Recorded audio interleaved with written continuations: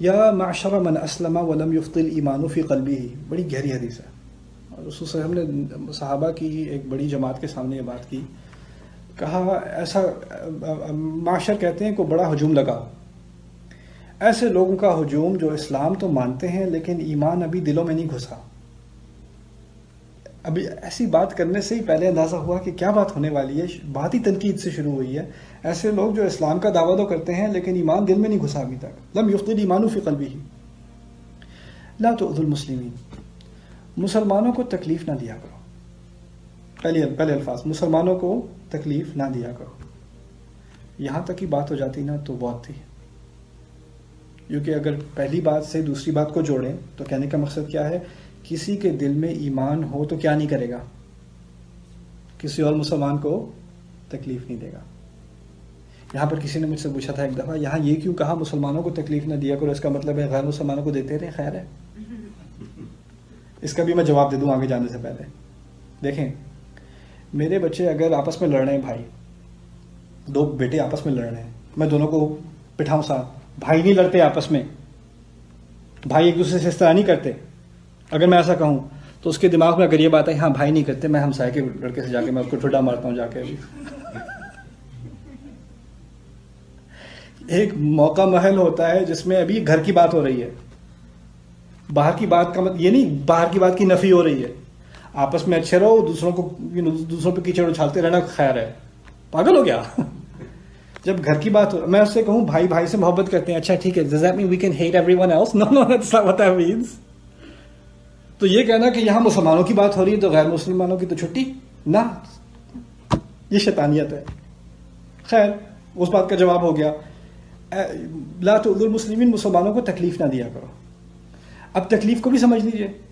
تکلیف کا مطلب کیا ہے؟ میں نے کسی کو ڈنڈا تھوڑی مارا ہے، میں نے پتھر تھوڑی پھینکا، اس کو تکلیف تھوڑی ہوئی ہے. تکلیف بھی جسمانی ہوتی ہے اور روحانی ہوتی ہے. دل کو تکلیف دینا، یہی تو تکلیف ہے جو موسیٰ کو دی جاتی تھی. لا تکونوا کالذین آذوا موسیٰ، موسیٰ ان کی طرح مت بننا جنہوں نے موسیٰ کو تکلیف دی. جنہوں نے موسیٰ کو تکلیف دی، ان کو کیا تکلیف دی؟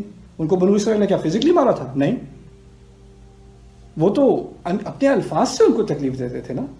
اپنے الفاظ سے مسلمانوں کو تکلیف مت دینا. لا تؤذوا المسلمین. پھر آگے بات، تکلیف کیسے مت دینا، اس کی وضاحت کریں گے خود نبی علیہ الصلوۃ والسلام. ولا تتبعوا عوراتهم، غور سے سننا، ان کے ذاتی معاملات کے پیچھے نہ پڑ جانا. مسلمانوں کو تکلیف نہ دینا.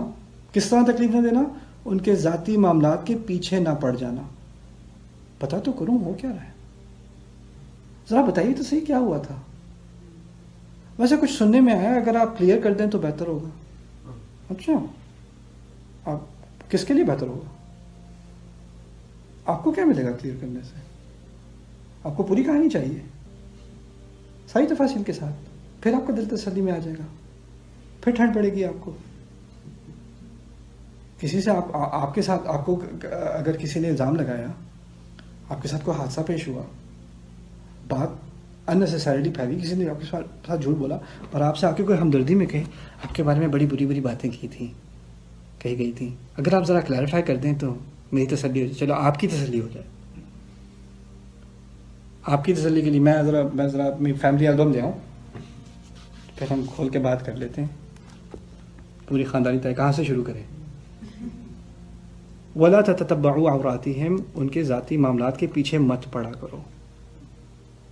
ومن تتبع عورت اخیہ، اور جو اپنے مسلمان بھائی یا بہن کے ذاتی معاملات کے پیچھے پڑ گیا.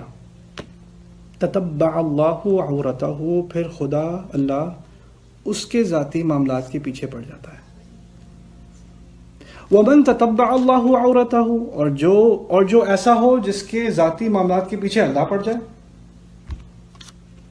یفضحہ، وہ اس کو کھلی دنیا کے سامنے، فضیحہ کہتے ہیں کسی کو، what's the word for humiliate، بے عزت کرنا. وہ کھلی دنیا کے سامنے اس کو بے عزت کرتا ہے. جس کے ذاتی معاملات کے پیچھے کون پڑ جائے؟ خدا پڑ جائے، وہ کھلی دنیا کے سامنے اس کو بے عزت کرتا ہے. وَلَوْ كَانَ فِي جَوْفِ بَيْتِهِ یہاں تک کہ وہ اگر اپنے گھر کے سب سے چھپے ہوئے حصے میں بھی چھپا بیٹھا ہو پھر بھی وہ دنیا کے سامنے اس کو بے عزت کر کے رہے گا. یہ الفاظ ہیں ہمارے نبی کے علیہ الصلوۃ والسلام.